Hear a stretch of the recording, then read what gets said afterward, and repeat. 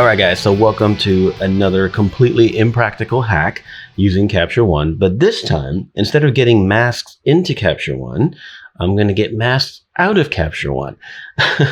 Now, you might remember from a year and a half, 2 years ago, maybe, year and a half, something like that. Capture One did not have subject selection and things like that. And I found a way to kind of hack that, if you will. And it worked pretty well. But then Capture One came out with subject selection and background selection. Well, now they've really enhanced it. Now we have the people selection area, body skin, face skin, eyes, everything. And it's so good that while we sit around and wait for Adobe to create this AI masking in Photoshop and Lightroom, I figured out a quick hack. Now, you might think to yourself, after you watch this, you might think this is not the most practical thing. But what I've managed to do is get my image like I want in RAW, right? Like this one, for example. And then I also copy it, right? I make a variant, but I copy the variant, so I keep all the changes. And then I create these masks that I'm going to do. In this case, I'm just going to do the skin. And then I export it all. And then when I open the two files together, the mask file and the main one, then I have the mask. I can save it as a channel in Photoshop, etc., and I can have it. I have to keep in mind that liquify especially is going to be detrimental. I should do all my relevant masking work first and then liquify, or liquify and then apply that liquify mesh to the mask. This is all a little bit ahead of myself. Let's see how we make these masks. Now, first and foremost, let's choose body skin and face skin and tell Capture One to do the process because it's so good. Again, I fully expect Adobe to do this at some point. Right now they haven't, but right now, as you can see, the mask is solid. I mean, look at that. No lips, eyes, and all that. It's a great mask. Like any mask, there's probably adjustments here and there. It's super solid, but as you can see right in here, really, really good. I would rather change that in Photoshop, but for now I have it. What do I do? Here's what I've been doing. Let's say this is my copy of my image, right? So I'm going to call this skin. Okay. Then I'm going to make a new filled layer. Does not matter. Okay. And I'm going to call it not skin. And on the not skin, right click, copy mask from skin. Okay. Right click again. Invert mask. That's everything except the skin. Pretty straightforward. Hit the letter M so we hide everything. On the skin mask, we're going to go to our adjustments and we're pretty much just going to peg everything. Exposure, no color, and then lots and lots. Just take it to where it's very needed. When all the little grays go away, there we go. That's on levels, right?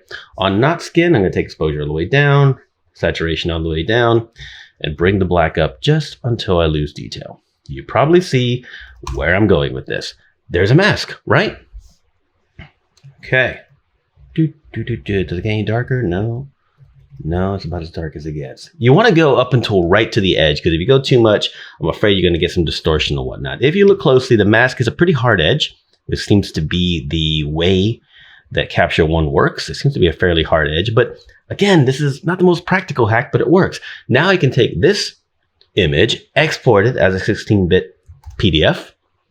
Right, PDF, what did I say? PSD, excuse me, right? Export that, and I'll have the original image as well. And then I can put them together in Photoshop. Let me show you what I mean. Let's go to Photoshop.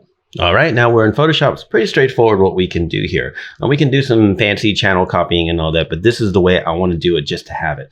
I'm just going to simply copy from this file over to this file.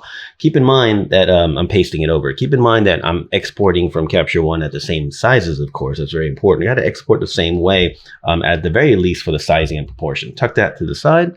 And now I've got this mask, right? I can just call it temp mask layer, does not matter. A couple of different ways I can select that selection. Option Command or Alt Control 2 will select what I'm looking at, right? So there it is. You can see that. Cool. And then I have it. Now, again, I can tuck it away as a channel if I really want, right? Put it here and invert that and call it skin mask. Now I can call it whenever I need it, right? Cool. Just turn this off. And now I'm working with that. Very, very straightforward.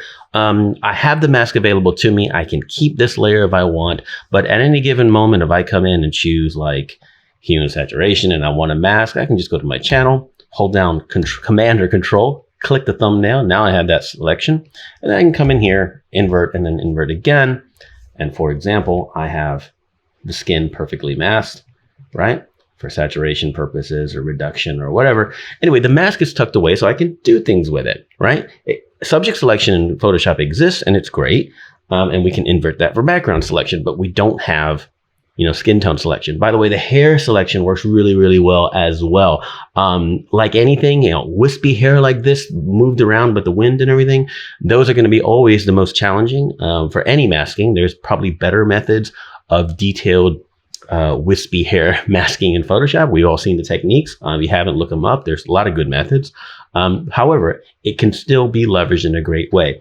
So for now, while we wait on Photoshop to get amazing AI selections, which I'm sure it's coming for face skin, body skin, lips, eyes, eyebrows even, and hair, while we wait on that, this is just a cool little workaround that you can use Capture One's masking capability and bring it into Photoshop.